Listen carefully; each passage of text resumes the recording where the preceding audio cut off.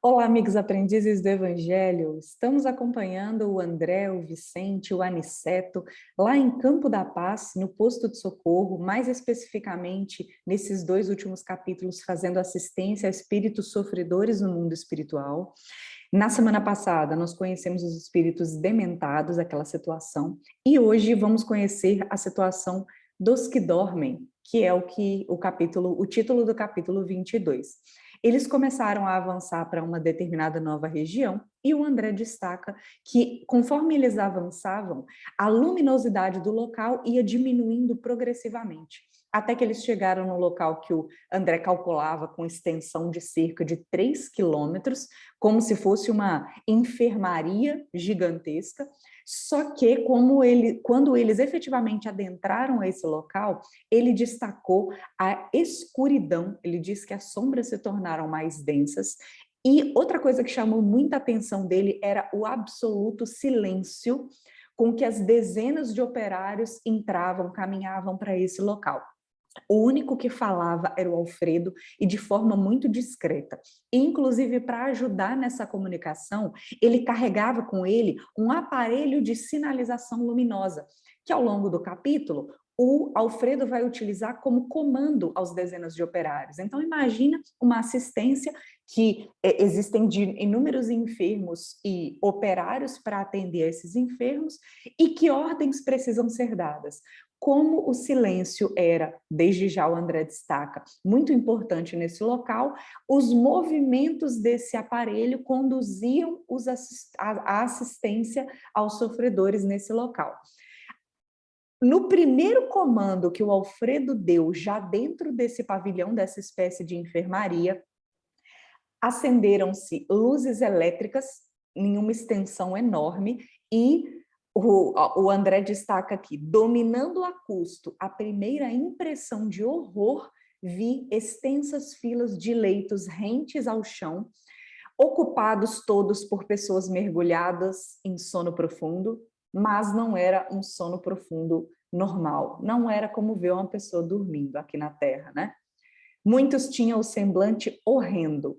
Eram muito poucos os que traziam as pálpebras cerradas, parecendo tranquilos. Em quase todos, estampavam-se-lhe nos olhos, aparentemente vitrificados, o extremo pavor e o doloroso desespero da morte. Cadavérica palidez cobriam-lhes a face. Então, não é como encontrar alguém de olhos fechados, em repouso. Olhos abertos, palidez como se fossem efetivamente mortos, e além disso, nesses olhos e nessa expressão facial era estampada uma fisionomia de desespero.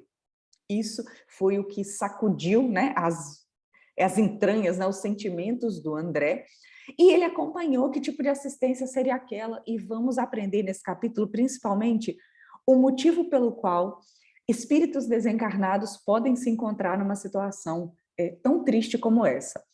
O Alfredo já avisou, comentando com o Aniceto, né, e o André e o Vicente ouvindo e acompanhando, comentou que infelizmente não poderiam todos ser atendidos. Eles tinham cerca de 2.000 enfermos nessa condição de dormindo mesmo, e ele tinha cerca de 80 auxiliares para esse gênero de serviço. Cada auxiliar não tinha como atender mais do que 5 pessoas simultaneamente, então ele separou 400 dos que estavam mais suscetíveis a acordar para submeter a um tratamento intensivo.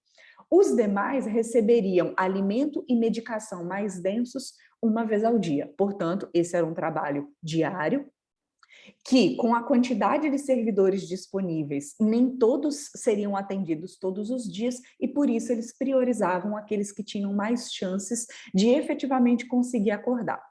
O André não continha, né, a surpresa, o que ele estava vendo ali, que pareciam múmias, né, do que ele conhecia na Terra, e ele pergunta uma coisa que chamou a atenção, né? Estamos, acaso, na moradia da morte depois da morte? E o Alfredo explica que é mais ou menos isso, né?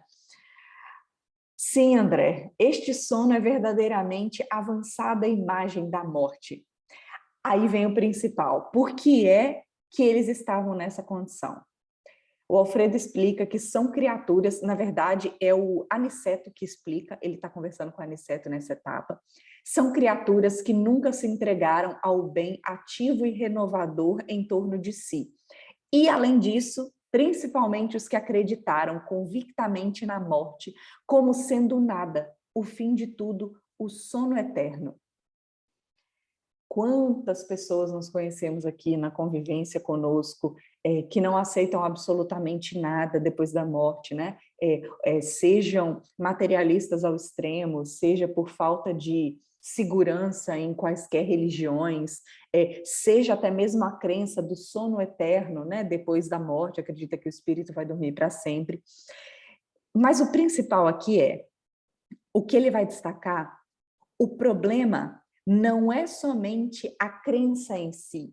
O problema não é alguém se declarar ateu, por exemplo, e declarar que não acredita nada no pós-morte. O principal, amigos aprendizes, é o que a gente efetivamente faz durante a vida. São as energias que a gente movimenta, são as ações no bem que a gente pratica, seja acreditando em alguma religião ou não, seja acreditando em Deus ou não. Cada um segundo as suas obras, disse Jesus. E isso vale tanto para os religiosos quanto para os não religiosos. Então, destaquei essa etapa aqui, ó. A crença na vida superior é a atividade incessante da alma. A ferrugem ataca a enxada ociosa. Enxada que não trabalha, a ferrugem consome.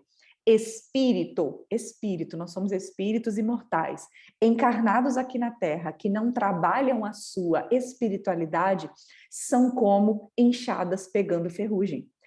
Mas, de novo, esse trabalho da espiritualidade dentro de nós não necessariamente funciona acreditando em alguma religião, porque pode ser que nós nos declaremos espíritas, por exemplo, e não façamos nada em prol dos nossos semelhantes, em prol da melhoria do nosso planeta. Portanto, nós seríamos também carcomidos pela ferrugem.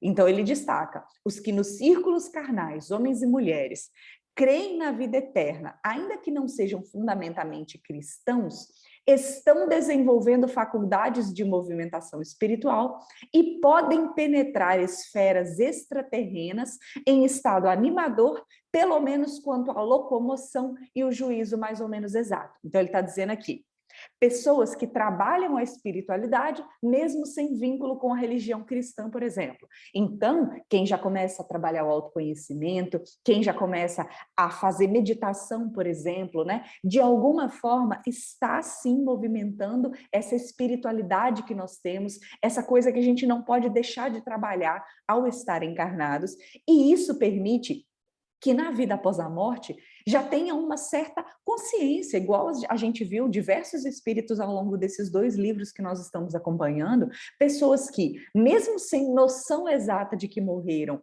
ou mesmo sem perdoar, por exemplo, mesmo sem estarem em boas condições de lucidez espiritual, pelo menos conseguem se movimentar, falar, ter algum juízo e não estar nesse estado de cadáver que estão esses espíritos nesse caso. No entanto, continua Aniceto, as criaturas que perseveram em negação deliberada e absoluta, na maioria das vezes, filiadas a cultos externos de atividade religiosa, que nada veem além da carne, nem desejam qualquer conhecimento espiritual, são verdadeiramente infelizes. Então, muitas vezes, são inclusive vinculadas a cultos ditos religiosos, porém, a crença é muito o oposto do que nós exercemos aqui, né, como atividade espiritualizante.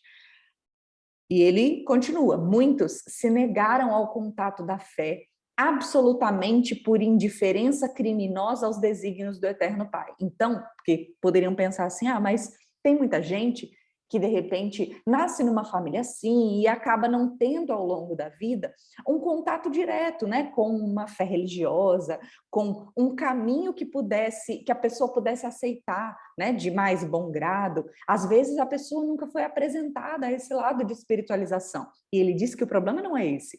Geralmente os que se encontram nessas condições não é que não tiveram contato, é que de propósito escolheram não desenvolver essa fé, se negaram obstinadamente obstinadamente a aceitar qualquer coisa relativa ao desenvolvimento da sua espiritualidade.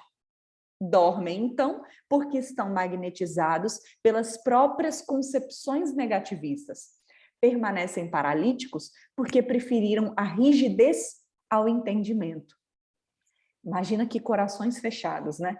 Mas dia virá que deverão levantar-se e pagar os débitos contraídos. Aí o Aniceto destaca que os considera como grandes sofredores, porque não é só despertar. Depois que eles despertarem, aí é que vem o tratamento mais intenso, porque pode ser que eles despertem como os dementados que a gente conheceu no capítulo anterior, sem noção de nada e que ainda vão sofrer muito e certamente em breve reencarnar para fazer esse reajuste das contas com a lei divina. Aí olha que recado bonito que o Aniceto dá para a gente, não só para o André e para o Vicente, mas para a gente. A fé sincera é ginástica do espírito. Então, aqui na Terra, a gente faz tanto exercício para cuidar do nosso corpo. Como é que a gente faz para cuidar do nosso espírito? Fé sincera. E, obviamente, que é consequência da fé sincera as boas obras. Quem não exercitar, de algum modo, na Terra, a fé, preferindo, ao invés disso, a negação injustificável, encontrar-se-á mais tarde sem movimento, vai estar atrofiado. Semelhantes criaturas necessitam de sono, de profundo repouso, até que despertem para entender as responsabilidades que a vida traduz. Por fim, o André acompanha, observa os 80 assistentes atendendo a esses enfermos, conforme os comandos do Alfredo com o aparelho luminoso. Ele viu que os servidores do posto distribuíam pequenas porções de alimento líquido e medicação bucal, profundo silêncio, forneceram para alguns determinadas quantidades de água fluidificada e alguns deles não tinha jeito, recebiam somente caldo e remédio. 2/3 dos 400 abrigados em tratamento receberam passes magnéticos, então não foram todos. E alguns poucos receberam aplicações do sopro curador. Talvez porque o André achasse isso meio estranho, né? Meio injusto. Por que todos os 400 não recebem todos os tratamentos? E aí o Aniceto finaliza dizendo: cada um na vida, meu caro André, tem a necessidade que lhe é peculiar. Aqui compreendemos com amplitude esse imperativo na natureza. Então lá eles sabiam bem o que estavam fazendo, que a gente tenha certeza de que não existe injustiça nas leis divinas e muito menos lá nesse posto de socorro que eles abrem as portas e os corações para atender a tantos espíritos em sofrimento.